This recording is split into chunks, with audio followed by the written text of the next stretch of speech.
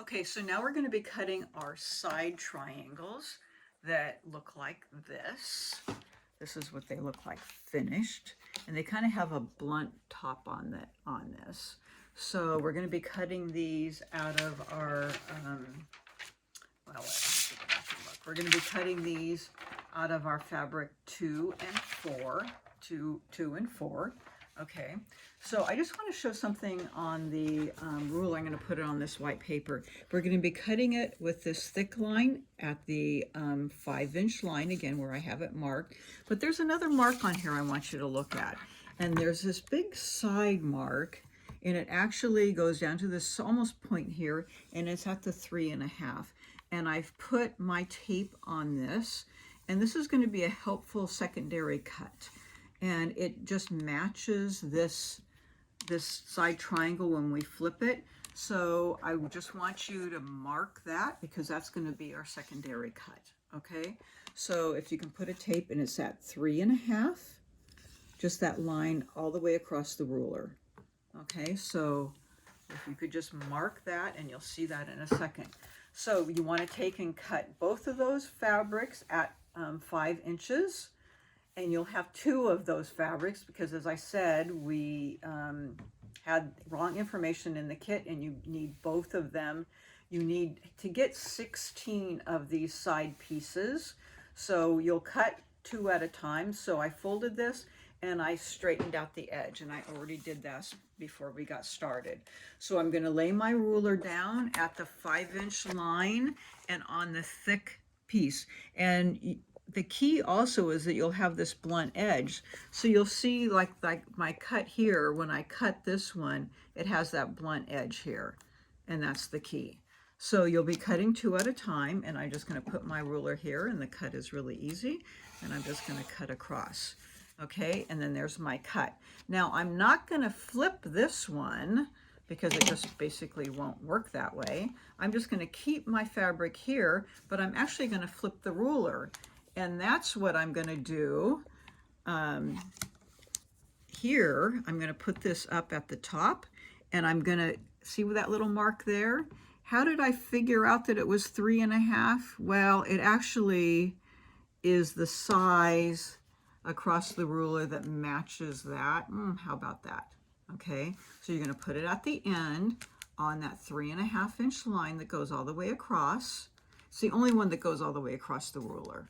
So it's just designed that way. 3.5 has nothing to do with this piece. It's just designed that way.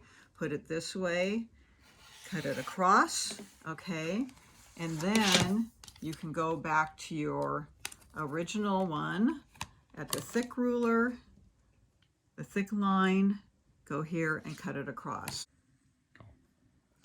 So you're actually only going to need to do 4 cuts, which will actually give you 8 of these pieces, and that's all you need to do for each of the fabrics, and you'll have enough to make your V-blocks. Okay, so now we're going to get to do the piecing. So now what I want to show you, you have them all cut out, both of your colorways, and you need to lay out your blocks. Now these are mirror image, and you need 16 of each way. Okay, so you need 16 that look like this colorway and 16 that look like this colorway, and this is why, because they're going to butt up, and they go around your block like this. 1, 2, 3, 4. So you need 1, 2, 3, 4. Okay, so here we go. When you lay this out, you need to make sure that your little triangle here is faced, I'm going to face it towards you the correct way, but it's faced with this big base down and up. So now I'm going to face it towards me so I can lay it out properly. And when I lay them out, I always have my picture on the floor. I think that I dropped it on the floor, so I have to pick it up here. Things go flying. But I always lay it out in front of me, okay? But you're going to do 8 of each, okay? So you're going to do 16 total, but 8 of each. So you have 1 going one way, and it can't go this way because, the triangle's wrong. It has to go this way, like that, and then this way. And the nice thing about batiks is there's no wrong side up. So you're going to have 8 looking like this. And my darn sweater is picking up everything. And then you have 8 going like this. And then you're going to have 16 total. Okay? So that's what I mean. You need 16 of each, but 8 going in each direction. All right, now how do you piece these? That's the question. So I have them pieced partially. So the first thing that you do when you piece these is you're going to match that point. I started on the right side and I matched that point to the top all the way down, and that part's just sticking out. So I matched it to the top point and I pressed out. Okay, and then the next one, once I pressed it out, I matched that point to the top point there. And then that, both of the kind of the squares just kind of match to that end and stick out. Now these are oversized, which is lovely because then we're going to cut them down. Okay, so once that's pieced like that, I'm just going to finger press it open. Then we're ready to cut it down with our ruler. And so we're going to be using our V-block ruler, and they're going to be cut down to 4.5 inches. And so we look at our 4.5 inch square ruler here, and it actually matches the 4-inch finished in the middle. So you can see that little 4-inch there. And I'm going to be cutting it off square there. And then I'll turn it around, and here's one that's, this one that's cut down. I would match it 4 inches there, the 4.5 inches there, and then cut it down. Okay, so it matches 4 in the middle each way. It's kind of like our wing clipper. So that V in the middle is at the 4 inches, if you can see that.